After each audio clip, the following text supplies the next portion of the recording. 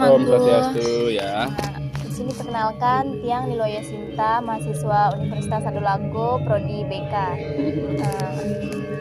Tiang di sini ingin mewawancarai Guru Mangku untuk menanyakan prosesi mesangi dari awal hingga akhir. Mungkin Siap. Guru Mangku mau menjelaskannya dari awal hingga akhir. Baik. Pertama-tama sahut jalemat Om Swastiastu. Om Terima kasih Swastiastu. banyak. Pertanyaan yang sangat bagus sekali. Prosesi upacara metatah atau mesangi atau bahasa Indonesia adalah potong gigi, itu adalah upacara tradisi yang dilaksanakan oleh umat Hindu, khususnya Hindu Bali. Ya, kenapa Hindu Bali? Karena kita di Indonesia, Hindu itu bukan suku Bali saja. Jadi ada Jawa, ada Kalimantannya, ada Bugisnya, dan lain sebagainya. Nah, untuk tradisi metatah itu adalah tradisi umat Hindu yang berada di Bali atau suku Bali. Nah, prosesi upacara metatah ini adalah prosesi upacara yang sudah diwariskan dari turun-temurun dari leluhur kita. Ya, jadi upacara potong gigi disebut dengan metatah. Dalam bahasa Balinya metatah itu adalah pahat atau mempahat. Jadi ada proses tahapan upacara metatah itu atau potong gigi itu menggunakan pahat, tetapi dia bentuknya kecil. Ada beberapa sarana yang digunakan dalam prosesi upacara metatah itu. Jadi sekali lagi, yang pertama metatah itu atau potong gigi adalah tradisi umat Hindu Bali khususnya yang dilaksanakan secara turun-temurun sampai saat ini. Seperti itu. Nah, kenapa kita harus metatah? Yang pertama, metatah itu adalah sebagai kewajiban daripada orang tua terhadap anaknya. Kenapa? Karena dalam agama Hindu, khususnya Hindu di Bali, ada proses tahapan kehidupan manusia dari lahir sampai dia meninggal. Jadi dari dia dalam perut ada prosesinya, begitu juga dengan lahir ada prosesi upacaranya. Nah, setelah dewasa, setelah kita menginjak dewasa itu ada tahap prosesi upacara potong gigi, metatah. Nah, semua rangkaian upacara dari bayi dalam perut sampai dia belum menikah itu 100% masih tanggung jawab daripada orang tua. Sehingga upacara metatah itu adalah kewajiban orang tua. Nah, apa sih dasar daripada pelaksanaan upacara metatah itu? Jadi upacara metatah dasari dengan adanya hal-hal sifat negatif di dalam diri kita, yaitu disebut dengan sadripu. Jadi sadripu inilah musuh yang ada dalam diri kita, ya, itu yang harus dilenyapkan dengan simbol memotong 2 taring bagian atas gigi kita. Jadi taringnya dipotong kiri kanan plus di tengahnya 4. Jadi ada 6 gigi, itu simbol dari sadripu itu sendiri. Nah, itulah simbol yang menyebabkan kegiatan upacara metatah itu dilaksanakan. Artinya menghilangkan sifat-sifat yang tidak baik yang ada di dalam diri manusia. Di samping itu juga sebagai simbol bahwa pergantian siklus kehidupan dari dia anak-anak, dari dia bayi menjadi anak-anak, habis itu remaja, dewasa. Nah, kegiatan metatah ini atau potong gigi dilaksanakan manakala anak-anak atau orang itu sudah menginjak dewasa. Dengan ciri yang perempuan mungkin sudah datang bulan, yang laki-laki ada perubahan suara. Ya, itu proses orang yang melaksanakan metatah wajib dia sudah menginjak dewasa. Nah, untuk tahapan prosesi metatah ada beberapa, ya. Jadi ada beberapa tahapan prosesi metatah. Yang pertama itu adalah membumi padang namanya. Jadi ada prosesi upacara yang dilaksanakan di dapur. Ya, kenapa itu dilaksanakan di dapur? Sebenarnya upacara metatah ini simbol daripada kita, anak-anak atau orang yang sudah dewasa yang kedepannya siap untuk berumah tangga. Jadi dilaksanakanlah prosesi itu di dapur sebagai simbol bahwa yang bersangkutan siap melaksanakan prosesi upacara kedepannya untuk siap berumah tangga. Habis itu di dapur juga adalah sebagai tempat untuk melaksanakan prosesi pengelukatan. Kenapa di dapur? Karena kita menganggap bahwa dapur itu adalah simbol daripada Dewa Brahma atau Dewa Agni, dewanya api. Jadi membakar segala macam kekotoran yang ada di dalam diri dan tubuh setiap orang, termasuk orang yang mau melaksanakan prosesi metatah. Kenapa di sana dilaksanakan dulu? Agar sebelum melaksanakan prosesi metatah itu diri yang bersangkutan yang mau metatah itu bersih. Ya, secara simbolis kita melakukan prosesi upacara di dapur. Nah, setelah selesai prosesi itu baru ada yang disebut dengan prosesi upacara ngekep. Nah, prosesi upacara ngekep ini dilaksanakan bersamaan dengan membumi padang yang di dapur, itu dilaksanakan malam hari, sehari sebelum hari H.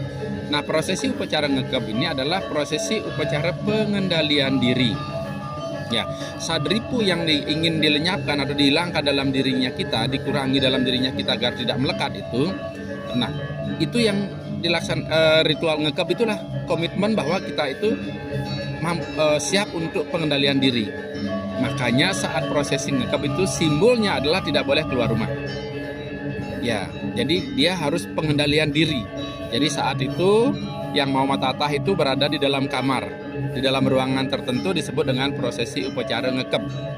Tidak diizinkan keluar. Simbol daripada prosesi upacara pengendalian diri. Ya, seperti itu. Nah, besoknya barulah dilaksanakan upacara matatah biasanya pagi hari. Jadi upacara matatah itu diawali dengan prosesi mempersembahkan sesajen. Diawali dengan itu, habis itu dilaksanakan prosesi upacara pembersihan. Sebelum kita matatah, ada sembah bakti dulu ke hadapan Ida Sang Hyang Widi, memohon ke hadapan leluhur bahwa kita akan melaksanakan prosesi matatah. Habis itu ada tahapan prosesi ngerajah. Jadi gigi yang mau dipotong itu disurat dengan aksara suci. Itu disebut dengan ngerajah. Nah, setelah selesai prosesi ngerajah itu barulah dilanjutkan dengan upacara potong gigi. Nah, upacara potong gigi ini bukan berarti memotong gigi secara langsung, tidak. Itu hanya simbolis saja. Jadi, taring yang dua itu dipahat dulu kiri kanan, habis itu dipotong atau dikikir dengan dengan alat kikir yang kecil, hanya simbolis saja. Tidak dalam artian dipotong, mungkin potong setengah atau seperempatnya, tidak. Ya, hanya sekedar saja simbol daripada menghilangkan sifat-sifat yang tidak baik di dalam diri orang yang melaksanakan prosesi matatah itu. Nah, setelah selesai prosesi matatah itu dilanjutkanlah dengan prosesi upacara. Biasanya ada prosesi lagi upacara namanya melukat, membersih lagi. Dengan simbol kita mandi, kita melukat. Kenapa? Karena habis kita menghilangkan sadripu, melaksanakan prosesi potong gigi, kita membersih lagi. Nah, setelah selesai itu, barulah dilaksanakan prosesi upacara persembahyangan. Ya, persembahyangan ke hadapan Ida Sang Hyang Widi, ke hadapan leluhur. Setelah selesai persembahyangan, barulah diakhiri dengan prosesi upacara mejaya-jaya. Mejaya-jaya itu artinya adalah natap. Jadi memohon waranugraha ke hadapan Ida Sang Hyang Widi, ke hadapan para leluhur, bahwa kegiatan itu sudah selesai. Harapannya apa? Agar apa yang diinginkan dalam melaksanakan prosesi upacara matatah, khususnya menghilangkan sadripu tadi, itu bisa didapatkan, bisa diberikan waranugraha oleh Ida Sang Hyang Widi, disimbolkan dengan upacara natap atau mejaya-jaya. Setelah itu selesai.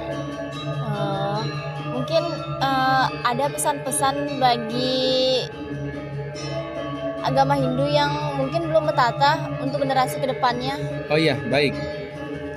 Untuk umat Hindu khususnya Hindu Bali, ya, Hindu Bali khususnya, matatah ini sifatnya wajib.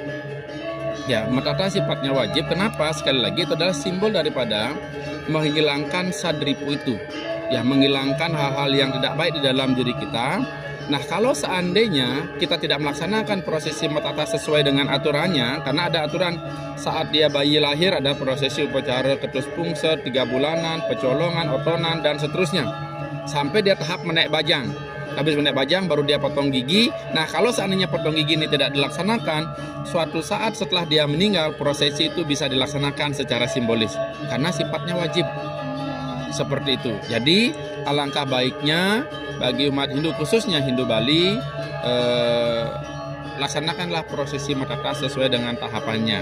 Jadi saat kita sudah menginjak dewasa dengan perubahan yang perempuan datang bulan, yang laki-laki suaranya sudah berubah, apakah harus saat itu dilaksanakan? Tidak. Mungkin setelah umur 15 tahun, 17 tahun, sebaiknya dilaksanakan sebelum prosesi menikah. Nah, terkadang bisa juga prosesi upacara matatah itu dilaksanakan bersamaan dengan prosesi menikah.